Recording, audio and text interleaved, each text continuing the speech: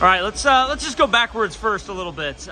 You've obviously held school records now for a while, but those weren't always your focus events. Right. Can you just help me understand a little bit, going back to freshman year, your state experience, and what kind of made you buy into long distance freestyle? Yeah, so originally my freshman year, the goal was just to make it to state. And so we thought the best chance for that was a 500 because not a lot of other guys swim it. And we got in and decided that that could be something that could work for me. And what has made it work? I mean, is it just then buying into the training portion of it as well and just accepting like, hey, this might be what I'm best at, let's see what we can do? Absolutely. The training for distance events is so critical. Just the yardage that we get in every single day is absolutely critical. And throughout the summer and winter, when we're not swimming in high school, it's just so important to keep that aerobic base up. And so the training is obviously very, very important to that. Let's go back to the Como Invitational last week. What did it mean to, again, on that stage and that competition to set the school records again, especially dropping, over 3 seconds off the 500 time? Is there something about those big meets that brings out the best in you, other than just being around good competition?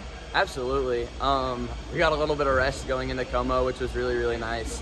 But breaking those records, it really meant everything to me because I hadn't dropped in that event since state of last year, and that was something that I really wanted to accomplish, just getting a drop all throughout the spring, and that ended up happening. So getting it at Como was really, really exciting for me. What about for teammates? You're now no seniors. You're one of the more experienced guys. You're a team leader. What does it mean to see some of the other guys accomplishing some of their PRs and starting to see that success? What does it mean to you as a team leader to see those guys kind of buying in and seeing the results? It's really a great feeling. I mean, we got so many guys working hard in practice. A lot of guys really giving it all their effort. So it's really, really nice to see that they're getting the results that they want. And the team's doing really, really well right now. We got a lot of drops, a lot of good times, and so it's really good to see those guys get really happy and excited about the drops that they have because they really deserve it. Second place today, probably not what you wanted, but what did it mean to be at home in front of this type of environment? It has to be fun to get this type of opportunity. It was great. Platte County Invitational is a meet I look forward to all year, and it's super duper fun to be able to do. It's great to swim at home, get friends and family all over, just being able to race some competition and really showing them what you work so hard for and what you get to do.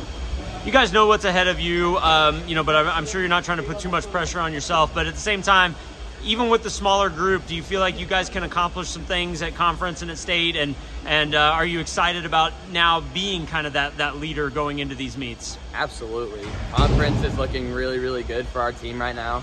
Relays are starting to come together, and everyone on the team, like I said, is having success. So conference, I think we're gonna have a good shot at getting another conference title this year. We're just gonna have to see how it shakes out, but we were able to beat Raytown today, and they're obviously a big competitor in our conference. So having that hope is gonna be something that's really, really helpful for our guys going into conference.